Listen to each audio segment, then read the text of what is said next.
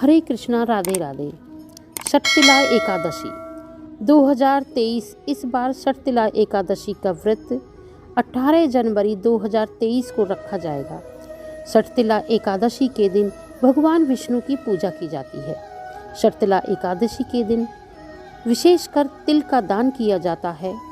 यह बहुत ही शुभ माना जाता है। इस दिन भगवान विष्णु की कथा सुनने का बड़ा महत्व है। आइए जानते हैं षटतिला एकादशी की कथा। एक समय दालम्ब ऋषि ने पुलथ ऋषि से पूछा, हे मुनीश्वर, मनुष्य मृत्यु लोक में ब्रह्म हत्या आदि महान पाप करते हैं और दूसरे के धन की चोरी करते हैं तथा दूसरे की उन्नति देखकर ईर्ष्या आदि करते हैं, परंतु फिर भी उनको नरक प्राप्त नहीं होता। सो क्या कारण है? यह वह जाने कौन सा अल्पदान या अल्प परिश्रम करते हैं जिनसे उनके पाप नष्ट हो जाते हैं। यह सब आप कृपा पूर्वक मुझसे कहिए।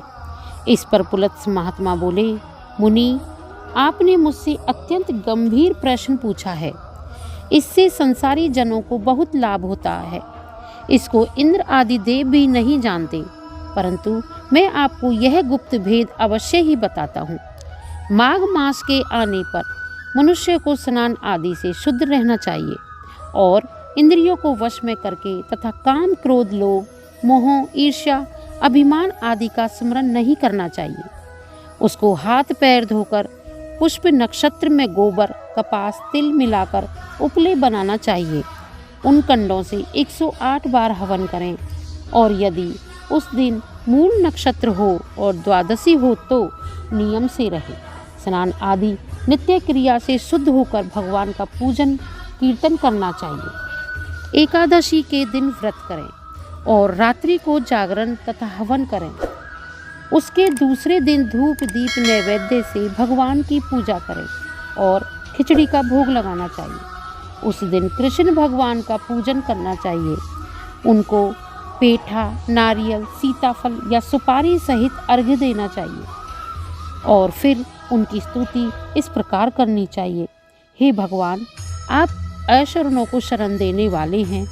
आप संसार में डूबे हुओं का उद्धार करते हैं।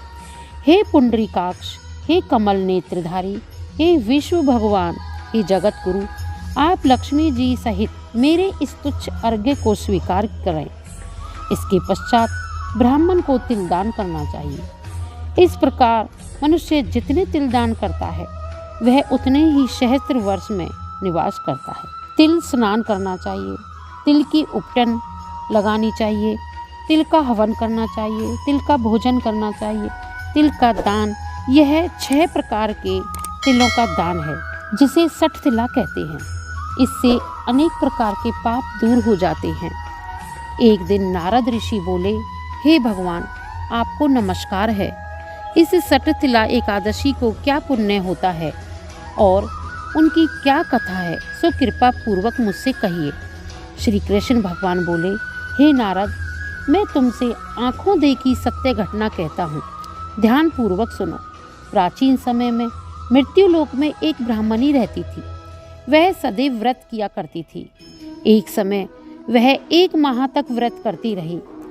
इससे उसका शरीर अत्यंत दुर्लभ हो गया। वह अत्यंत बुद्धिमान थी, परंतु फिर भी उसने कभी भी देवताओं तथा व्रतों से अपना मन अस्थिर नहीं किया।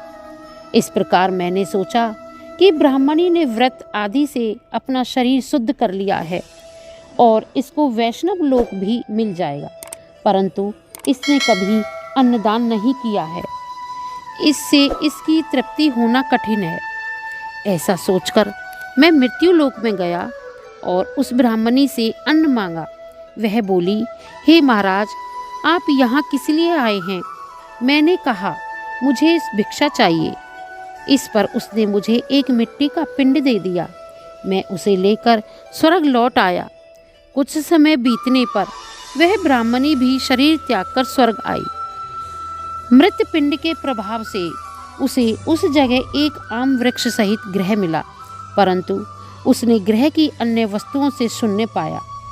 वह घबराई हुई मेरे पास आई और कहने लगी, हे भगवान, मैंने अनेकों व्रत आदि से आपकी पूजा की है, परंतु फिर भी मेरा घर वस्तुओं से रहित है। सो क्या कारण है? मैंने कहा, तुम अपने गृह को जाओ और देव स्त्रियां तुम्हें देखने आएंगी। जब तुम उनसे सठतिला एकादशी का पुण्य और विधि सुन लो तब ही द्वार खोलना। भगवान के ऐसे वचन सुनकर वह अपने घर को गई और जब देव स्त्रियां आई और द्वार खुलवाने लगी तब वह ब्राह्मणी बोली कि यदि आप मुझे देखने आई हैं तो सठतिला एकादशी का महात्म कहिए। उनमें से एक देव स्त्री बोली, सुनो मैं कहती हूँ। जब उसने सठतिला एकादशी का महात्म सुना दिया तब उसने द्वार खोला। देव स्त्रियों ने उसको सब स्त्रियों से अलग पाया। उस ब्राह्मणी ने भी देव स्त्रियों के कहे अनुसार सठतिला का व्रत किया और इसके प्रभाव से उसका गृह धन धान्य से भरपूर हो गया। अतः मनुष्य को मूर्खता त्याग कर सठतिला एकादशी का व्रत करना चाहिए। इससे मनुष्य को जन्म जन्म में आरोग्यता प्राप्त हो इससे मनुष्यों को जन्म जन्म में आरोग्यता प्राप्त हो जाती है। इस व्रत से मनुष्यों के समस्त पाप नष्ट हो जाते हैं। हरे कृष्णा, राधे राधे। इसीलिए मनुष्य को कुछ ना कुछ सत्कर्म करते रहना चाहिए। अपनी मुक्ति भुक्ति के लिए महामंत्र का जाप भी करते रहना चाहिए। हरे कृष्ण कृष्ण कृष्ण हरे हरे, हरे राम राम राम हरे हरे। बोलो विष्णु भगवान की जय।